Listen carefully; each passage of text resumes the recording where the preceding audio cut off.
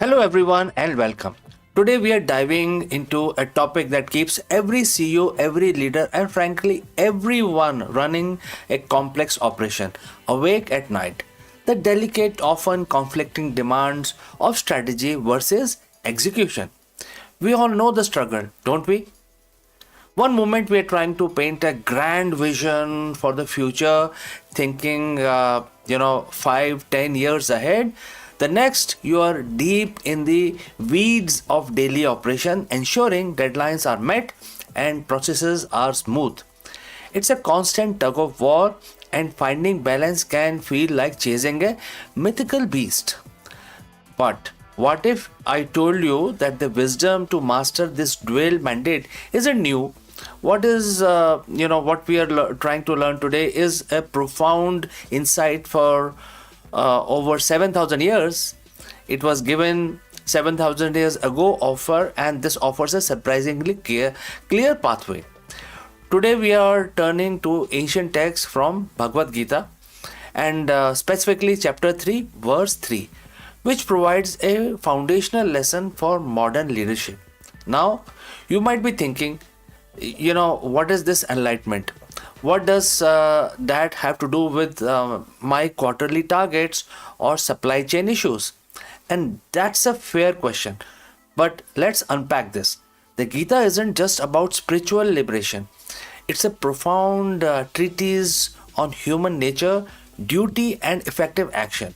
Principles that are incredibly relevant to challenges faced by today's business leaders.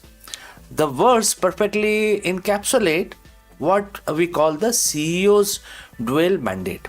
Let's break down the two paths. Path 1, the path of knowledge, philosophy, and contemplation. In the business world, this is your strategy. This is where you, as a CEO, step back from the daily grind and you start doing things like visionary thinking. Where is your company headed in next 3, 5, 10 years? What is the ultimate purpose of the company? You start doing market analysis, understanding the landscape, the trends, the opportunities, and also the threats. You start innovating, brainstorming new products or services or a new business model. And then you also start doing deep reflections, asking the hard questions. Are we building the right things? Are we serving our customers effectively? What is our unique value proposition? It's a realm of architect, the philosopher, the long-term planner. It's about building the intellectual framework and the blueprint.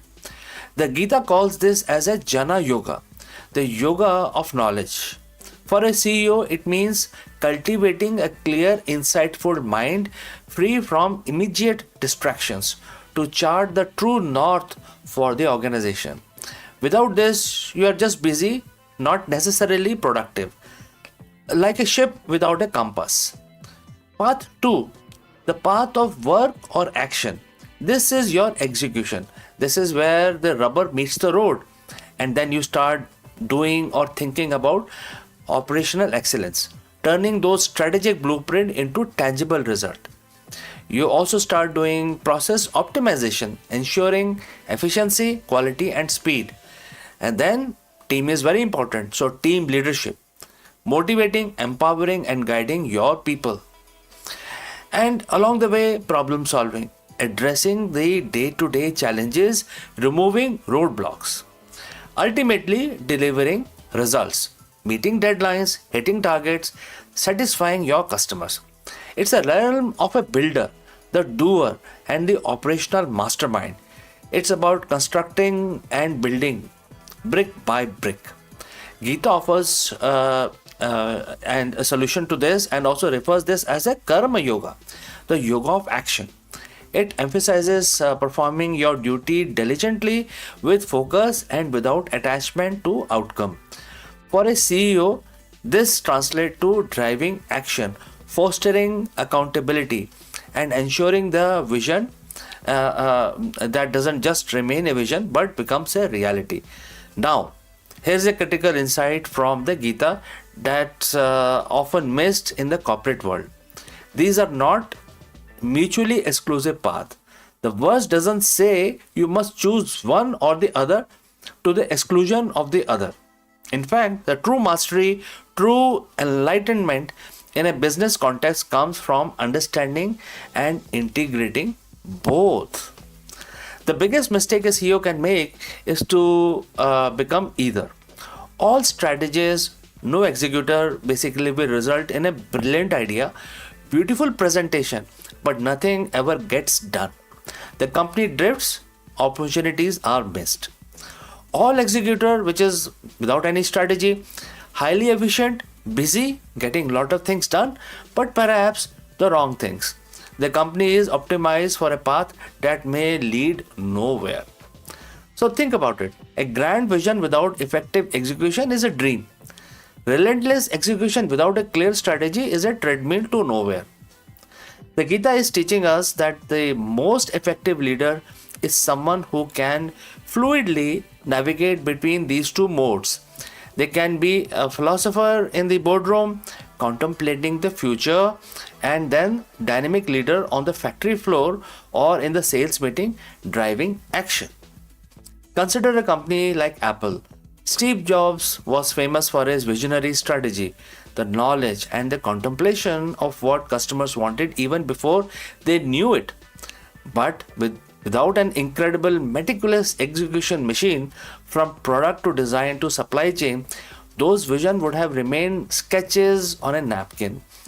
It was the seamless blend of both that led to the phenomenal success and eventually gave us the smartphone. So what does this mean for you? How can you apply this ancient wisdom to your modern leadership role? Let's break it down. First, schedule time for both. Don't let your calendar be solely dominated by an operational meeting. Carve out dedicated, undisturbed time for strategic thinking, contemplation, and learning. Just as you schedule daily tasks, schedule vision, time, etc. Next, cultivate self-awareness. Which path do you naturally lean towards? Are you more comfortable in the conceptual realm or action-oriented one? Understanding your defaults help you consciously develop the other side. Next, empower your team for execution. If you are a natural strategist, build a team around so that excels in execution, and then empower them fully, delegate effectively. So your job becomes about strategizing, and your team will then execute your strategies. Stay connected to the ground. If you are a natural executor, ensure you are still regularly engaged with the big picture, questioning assumptions and checking if your actions align with the overreaching strategy. View them as interdependent. Recognize that the strategy informs execution and execution provides feedback that refines the strategy. They are two halves of the whole, constantly informing and strengthening each other. The CEO's dual mandate isn't about choosing one path over the other. It's about consciously embracing both the wisdom of contemplation and the power of action. It's about becoming a leader who's not only dreaming big but also become those who also dream reality. By understanding and integrating the profound lesson of chapter 3, verse 3 of Bhagavad Gita, you can navigate the complexities of leadership with greater clarity, purpose, and ultimately far greater success. So friends, what do you think about this? Thank you for joining me today. If you found this insight valuable, please like this video, share it with other leaders, and subscribe for more content that blends ancient wisdom with modern leadership. And I will catch you again very soon in the next one.